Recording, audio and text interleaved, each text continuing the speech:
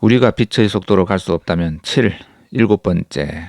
관내 분실. 주인공은 3인칭 지민이라는 임신 8주의 여성이고 준호라는 남편이 있다. 엄마는 3년 전에 돌아가셨고 아빠하고는 7년 전부터 연락하지 않고 지내는 그런 상황이다. 그 외에는 드물게 연락하는 남동생 유민이 등장한다. 지민은 도서관에 엄마를 만나러 갔지만 생전의 엄마 뇌를 스캔한 마인드가 분실되었다는 이야기를 듣는다. 그러니까 엄마의 마인드가 사라진 것은 엄마의 기억을 고스란히 가진 마치 영혼처럼 느껴지게 하는 기억 저장 데이터를 찾을 수 없다는 것이다. 그래서 제목이 관내 분실이다. 정말로 엄마의 뇌를 스캔한 마인드가 분실된 것일까? 이야기의 배경이 나온다. 마인드를 단순히 저장 데이터로 보느냐 영혼으로 대우하느냐에 대해서 사회도 혼란스러워하는데 그런 분위기를 소개하는 일부를 이용해본다. TV에서 패널들이 마인드 업로딩에 대해 이야기하는 장면이다. 255페이지.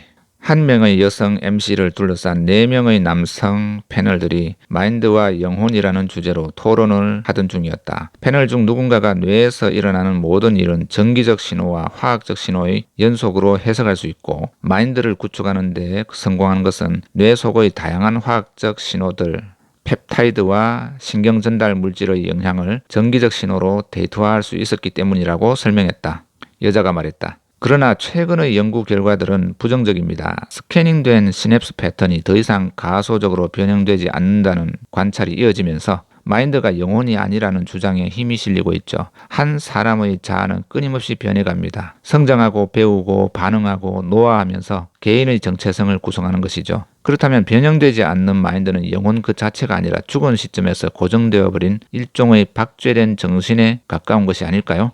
가소성은 환경에 대응해서 변하는 생물의 특성으로도 빗댈 수 있는데 그래서는 가소성이 발견되지 않았으니까 달리 말해서 생명체처럼 변하지 않더라는 이야기다. 그런데 반론을 한다면 인공지능의 형태를 띈다면 딥러닝이나 계속적인 변화를 할 수가 있을 것이다. 데이터가 축적되는 것처럼 자가학습이 가능하면 그것도 일종의 가소적인 효과일 수 있다는 생각이 든다. 그냥 고정된 데이터가 아니라 누군가 살아있다고 치고 신문이나 사회 변화를 듣고서 조금씩 정보를 업데이트하고 변해가는 것을 생각해 볼 수가 있다. 어쨌든 마인드를 바라보는 이런 혼란스러운 분위기는 엄마의 마인드가 관내 분실되었다는 소식을 접하는 지민에게도 마찬가지다. 마인드를 찾아서 대화를 하더라도 그것이 엄마인지 아니면 엄마를 흉내낸 인공지능 비슷한 것인지도 알 수는 없다.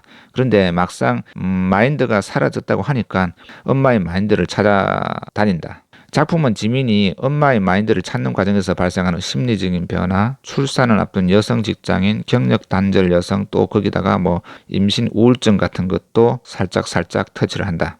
결혼이 여성에게 부정적인 영향을 준다는 느낌을 심어주는 부분이 여러 군데 있다. 그러나 자녀에 대한 사랑이나 형제 간의 우애, 이성에 대한 감정, 부모에 대한 사랑의 감정이 이 책의 다른 단편에서도 잘 드러나진 않는다.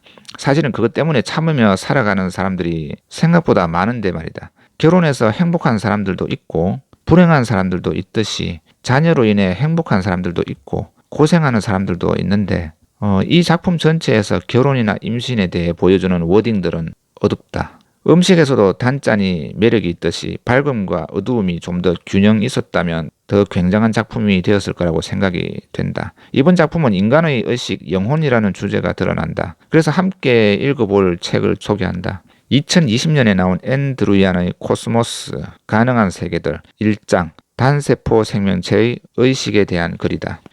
단세포 생명체가 진화해서 우리가 맨눈으로 볼 수 있는 식물이 되기까지는 이후 30억 년이 더 걸렸다. 하지만 물론 실제로 그것을 볼 눈은 아직 없었다. 다만 그때부터도 의식은 있었다. 논쟁의 여지는 있겠지만 단세포 생명체도 나 너를 먹어, 나 나를 먹지 않아 하는 사실은 알았을 테니 이미 의식의 편린을 드러냈다고 볼 수 있을 것이다. 의식의 아주 초보적인 원시적인 시작점을 이야기하고 있는 것으로 보인다. 영화에서도 이런 아이디어를 가끔 볼 수 있지만 예를 들면 개별적인 개체가 집단으로 모였을 때 개별적인 개체가 아니고 개별적인 개체가 가지고 있지 않은 것이 나온다는 그런 아이디어다. 여기서는 의식이 그 추측 대상인 것 같다. 복잡 개나 창발성이라는 단어가 생각나게 하는 그런 지점이다. 앤드루얀의 같은 책 5장 신경세포에 대한 글도 한번 인용해본다.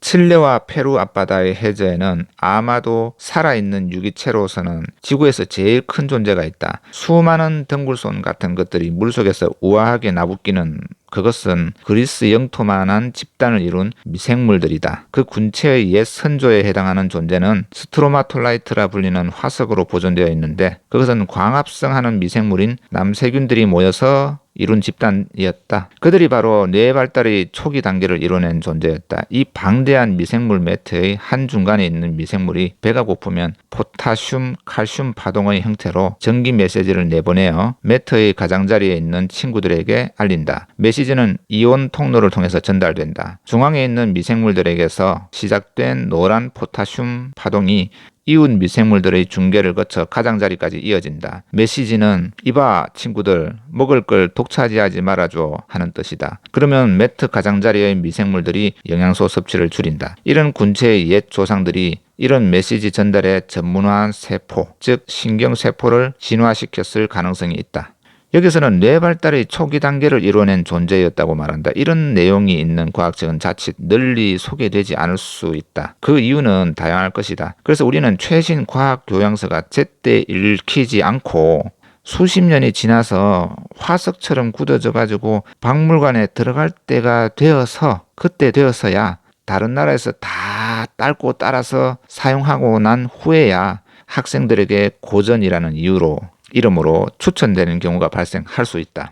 골동품이나 문학책이 아니라 과학책인데도 그렇다. 이번에는 같은 책 7장 나무의 의식에 대한 글까지 소개해본다. 수천 장의 잎을 거느린 우람한 참나무는 그중 한 잎에 작은 애벌레가 지나가는 것을 느낄 줄 안다. 그러면 우리 신경계에서 그런 것처럼 나무에게서도 전기화학적 신호가 몸 전체로 퍼진다. 단 나무는 우리보다 훨씬 느리게 살아가는 존재이기 때문에 그 속도가 그렇게 빠르지는 않다. 나무의 아야 하는 신호는 1분당 1cm 미만의 속도로 전달되므로 나무가 그것에 반응해서 해충을 쫓아낼 화학 물질을 생성하기까지는 최소 1시간은 걸린다. 이 내용은 지구 환경이나 자연 환경에 대한 강의에도 가끔 접할 수 있는 이야기다. 식물은 우리가 가진 의식과 질적으로 다르거나 기계적인 행동을 하는 것일 수도 있고 그것을 아직 정확히 확인할 길도 없다. 그런데 적어도 식물이 반응한다는 것은 알려져 있다. 식물의 수명만큼이나 반응과 변화가 너무 느리기 때문에 변해야 우리는 인식할 수 있다. 동물이니까. 또 우리는 대체로 너무 바쁘다. 인간을 대표해서 핑계를 대면은 우리는 아주 느린 변화를 알아차리기에는 너무 바쁘고 각자 관심사가 확고하다. 이 작품 관내 분실을 통해서 의식이란 무엇인지를 폭넓게 생각해 보았다. 인간의 뇌를 그대로 스캔해서 저장했다면 또 그런 저장된 데이터와 대화를 한다면 그게 영혼처럼 느껴질 수 있을 거라는 주제다. 그러고 그것이 영혼인지 아니면 그냥 데이터에 불과한지에 대한 논쟁도 이 작품에 소개되어 있다. 또 리뷰를 발전시켜서 의식에 대해 어떤 책도 과학책도 추천해서 글도 일부 인용을 해보았다. 이렇게 7번째 관내 분실 리뷰를 마친다.